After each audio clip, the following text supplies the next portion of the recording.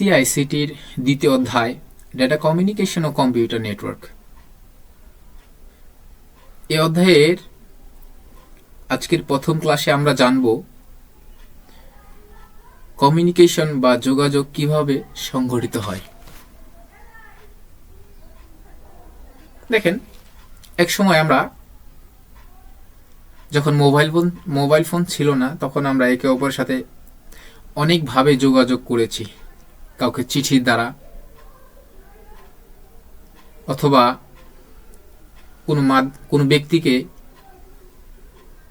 মাধ্যম হিসেবে কথা বলেছি, যেমন দূর দূরান্তে কারো কাছে খবর পৌঁছায় দেওয়া, ভালো মন্দ খবর নেওয়া ইত্যাদি। মূলত কমিউনিকেশন সংঘটিত হয় এক পক্ষ থেকে আরেক পক্ষের মধ্যেই মূলত যোগাযোগ সংঘটিত হয়। যদি বলা হয় কমিউনিকেশন কাকে বলে, তো বলবেন এক পক্ষ হতে অন্য পক্ষে, এক পক্ষ হতে অন্য পক্ষে কোনো মাধ্যম দ্বারা তথ্য প্রবাহের প্রক্রিয়াকেই কমিউনিকেশন বলে। মাধ্যম অনেক কিছু হতে পারে, যেমন চিঠি, মোবাইল ফোন, ঘটক ইত্যাদি। এই ভদ্রলোক আরেক ভদ্রলোকের সাথে যোগাযোগ করতেছে বা কমিউনিকেশন করতেছে। এই দুইজনের মধ্যে কমিউনিকেশনের মেইন মাধ্যম যেটি কাজ করতে, সেটা হচ্ছে মোবাইল ফোন। তো শুধু মোবাইল ফোনই নয়, যোগাযোগ অনেকভাবে হতে পারে। আমি ইতিমধ্যে বলেছি চিঠি, মোবাইল, তারপরে বিভিন্ন লেখনীর মাধ্যমে ইত্যাদির মাধ্যমে। তদ্রূপ এই যে আমরা কমিউনিকেশন যে করি, এই কমিউনিকেশনের মূলত তিনটি অংশ থাকে। এক, সেন্ডার, যে তথ্যটা প্রেরণ করে তাকে সেন্ডার বলে।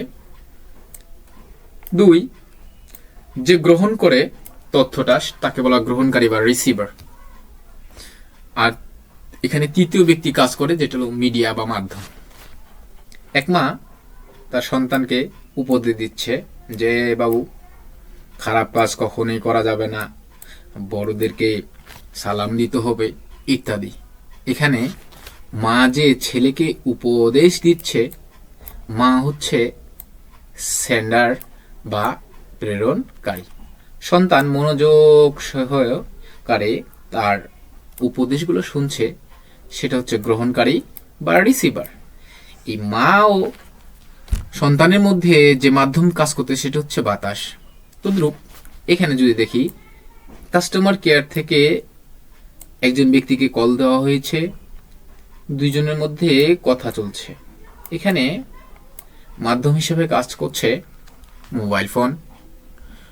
এজন্যই বলা হয়েছে কমিউনিকেশন সিস্টেমের তিনটি অংশ। এক, সেন্ডার, যে রিসিভ করবে তাকে রিসিভার বলা হয়। আর এখানে তৃতীয় ব্যক্তি হচ্ছে মাধ্যম। এই কমিউনিকেশন বিভিন্নভাবে আমাদের মধ্যে হয়ে থাকে। এক, বায়োলজিক্যাল কমিউনিকেশন।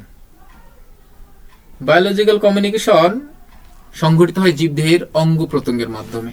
দেখেন, এখানে চিত্রটা লক্ষ্য করলে দেখবেন অনেকগুলো মানুষ একে অপরের সাথে কথা বলছে, কার সাথে হ্যান্ডশেক করতেছে ইত্যাদি।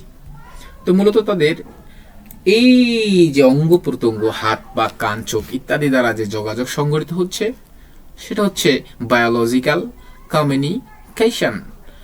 এই বায়োলজিক্যাল কমিউনিকেশন একজন ব্যক্তি সশরীরে এই যোগাযোগ সংঘটিত হয়।